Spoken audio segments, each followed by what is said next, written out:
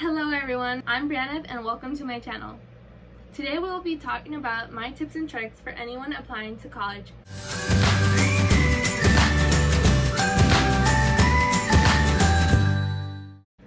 I attend the University of Southern California. Go Trojans! Number 1, deadlines. There's just so many things to the application. There's financial aid, application, programs, housing has its own application. I recommend putting all of them into a calendar, whether it is online or writing it down, but make sure to have some system to remind you a couple weeks ahead of time that the deadline is approaching.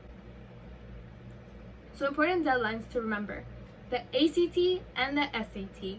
For anyone wanting to take the exam multiple times, you do have to keep in mind the deadlines, because even though there are some exam dates later on, you have to make sure that the university you're applying to or the college you're applying to will accept those exam scores. And registering has its own deadlines. FAFSA, financial aid. We all want financial aid, so don't forget. Even though they give you so many months to fill out the application, I feel that it's best to just fill it out early on when it opens in October. It opens October 1st of every year. So if you can get it done that first month, great. It is such a huge advantage to have financial aid applications done, because later on, universities, if they are willing to give you financial aid, they will ask for more paperwork. Oh, and I apologize if I look down. It's because I have my notes below on my laptop. And for those of you applying to UCs or CSUs, the deadline is November 30th. When it comes to private universities, they each have their own deadline, and there is a deadline sometimes within the deadline if you want to apply for student scholarships or forms of financial aid. I know when I applied to USC, if I turned in my application a month early, I would be considered for a specific type of financial aid, so I did that. And for private, you do have to fill out a separate application, which is the common application. Number 2, the ACT and SAT study tips. So there is different ways to study for these exams. It pretty much just depends on the type of studying that works best for you. For me, it was going through the exam first and getting an idea of the type of questions they tend to ask and how many questions per section and how much time each section should require. I did that before I ever took the practice exam and time myself, because I feel that's a lot more pressure when you are unfamiliar with this exam, and trying to answer as much as possible is just overwhelming, and you don't want to be worn out and stressed about an exam. I would set aside a Saturday a few weeks ahead from the actual exam date to attempt to take the practice exam as if you were going to the actual exam. So what I mean is, during the practice run Saturday, get up early, eat breakfast, get ready as if you were going to take the exam, so that way your body's just used to the situation, and then when you do go take the exam, it doesn't feel as unfamiliar or as stressful.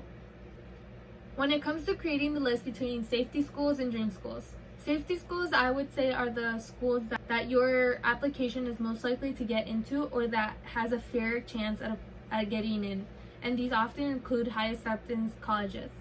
Dream schools I classify as universities that have a low acceptance rate. Even though you have a fair chance or you have the profile they want, sometimes you don't get in because there's just such a low acceptance rate. And USC was one of my dream schools, and I was fortunate enough to get in. And if anyone's interested in knowing more about my personal application process, which universities I got in, which ones I didn't, and how my academic profile looked, please let me know and I'll be happy to make that video. If you like my tips, please like and subscribe so I can create more content like this. Tip number 4.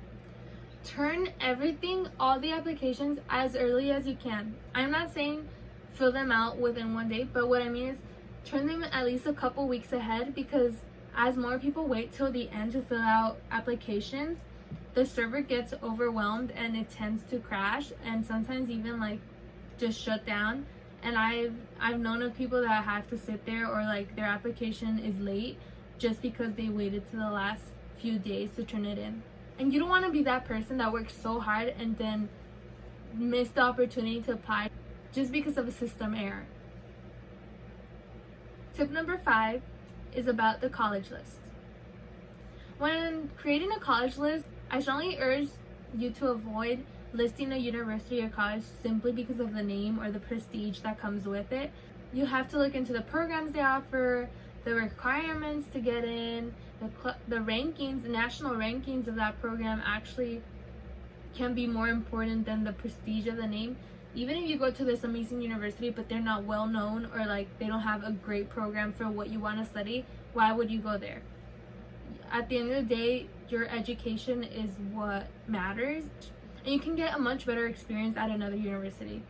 Some other things I would also keep in mind: if you tend to prefer to study, or it's easier to study within small class sizes, often private universities are the ones that tend to offer those small class settings. And if you're looking for diversity, that's also an aspect to look into. I was able to use US News and World Report in order to help me identify the stats and student profile for each university I wanted to apply to. And I even looked at the rankings by program for each specific university. The website's great help, a great resource, but I would recommend going to the official website because sometimes information is updated that is not updated as quickly in US News and World Report.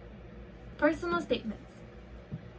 I know this may be obvious, but my biggest advice is to be personal and honest in these essays, because there's so many students writing an essay that sounds fabulous or that sounds like the typical ideal student that they forget to include their personality in it or their individuality, and that really affects your application. Universities do look for diversity. They don't want all their students to be the same, and sometimes that means accepting a student that may not have as high a test scores, but they have the experience that would really benefit their campus. Don't be scared to be personal with a stranger, because this is what makes your application stand out. It does so much for your application to just include emotions and demonstrate that you have experienced life in a unique way. For instance, I filled out the essay for the UCs that asked about the barriers or challenges I had to overcome, and I feel that essay was the most personal, most honest, most revealing part of my application, and it really made me a person rather than a number for the admissions board. Tip number 7. Go to your counselors and teachers. I know we all overthink this. I know I did. I just forgot how resourceful they could be, because they are college graduates. They have gone through this process before. It may have been a while ago, but they do have advice, whether it is not just for the application process, but to get through college or things to be the best student you can be. I went to my counselor, my college counselor. He was amazing. Like, I would annoy him all day. I would go to his office 2-3 times a day, even more if I could during breaks, in order to ask him questions that I just came up with in the middle of class and I had no one else to ask. I mean, I could have Googled it, but sometimes people provide that unique perspective or that insight that can make a total difference in your application process and experience. I know some people thought that, for instance, my high school didn't have the proper resources to prepare us or give us the chance to get into dream schools, but I got in. I was just willing to ask all the questions. I never hesitated at the opportunity to get some college advice. Don't expect teachers or counselors to give you a list of things you should know and deadlines you should keep in mind, because that'll honestly be too much work for them. They're there, just go and talk to them. That's it. And lastly, extracurriculars.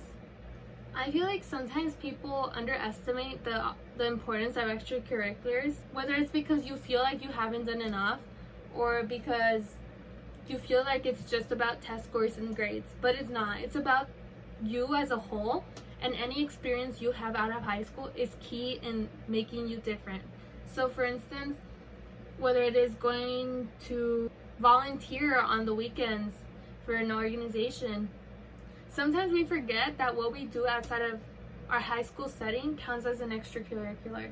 Like sometimes there are students that have been in the soccer team their whole life and just don't think that that's anything extra because that's their normality. But that is something important to keep in mind when applying, because that demonstrates that you have dedication and that you know how to be a team leader or even just a team member. And also include an internship you've done, no matter how long it was or for what reason it ended. Any experience is good experience. Whether it felt bad at the time, it did teach you something. And if you join any program, any type of college readiness program or any type of community program, write that down. That does count. It is hours out of your day that you dedicate to something outside of school. And extracurriculars, honestly, they extend to the degree that if you have to babysit your siblings because your parents work all day, like if you can't do anything else besides babysit, that is truly an extracurricular because it prevents you from doing anything else, no matter how much you want to. There are so many more tips I can give you, but this video would be so long. So if you're interested in any more tips or advice, or if there are specific questions you have, please leave them down below. And don't forget to subscribe and click the notification bell. If you want to live your best life, remember to keep it real. Bye!